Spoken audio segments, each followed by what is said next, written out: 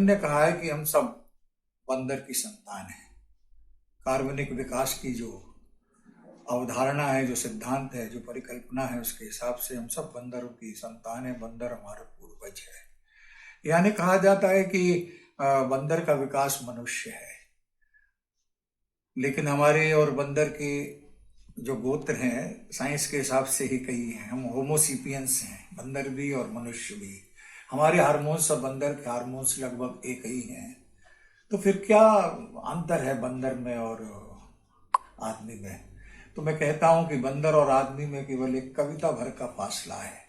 जैसे कविता की छलांग लगती है हमारे डीएनए में, तो हम मनुष्य हो जाते हैं, और जहाँ कविता से वंचित रह जाते हैं तो भले ही हम आदमी हों, लेकिन होमोसिपियन बंदर ही रह जाते हैं। तो ये जो कविता की जो छलांग है, ये छलांग ही कविता है दोस्तों। यही मनुष्यता है।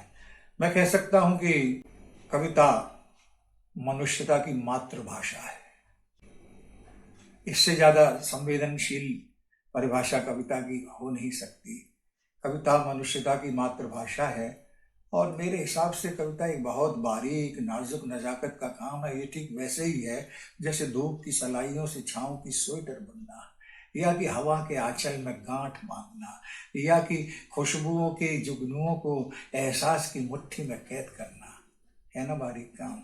ये कविता ही तो है, जो अगर स्पर्श कर दे आदमी को तो आदमी की नैतिकता में ईमानदारी दर्ज हो जाती है। ये मैं नहीं कह रहा हूँ, हमारा कानून कह रहा है, विश्व का कानून कह रहा है। अब देखिए ना, कटघरे में खड़े हुए मवक्किल से कहा जाता है कि गीता पर हाथ रखकर कहो जो कुछ कहोगे सही कहोगे, कुरान पर हाथ रखकर कहो जो कुछ कहोगे सही कहोगे, बाइबल पे हाथ रखकर कहो जो कुछ कहोगे सही कहोगे। दोस्तों, ये कुरान, ये बाइबल, ये गीता, ये गुरु ग्रंथ साहब सब कविताएं तो हैं।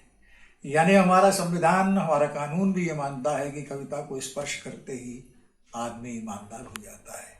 तो कविता तो वो पारसमणि है जिसके स्पर्श करते ही आदमी की धमनी और शिराओं में कहीं परमात्मा प्रवाहित होने लगता है। ये कविता है जिसको रचने वाले कवि के लिए शब्दकोश में जितने भी श्रेष्ठतम पर्यायवाची शब्द हैं वो कवि के लिए प्रयुक्त हुए हैं। कवि ईश्वर है, स्वामी है, प्रभु है, जाने क्या क्या कवि है, क्योंकि कविता उसने उपलब्ध कर ली है। कविता को उपलब्ध होना दिव्यता को उपलब्ध होना है मेरे ख्याल से।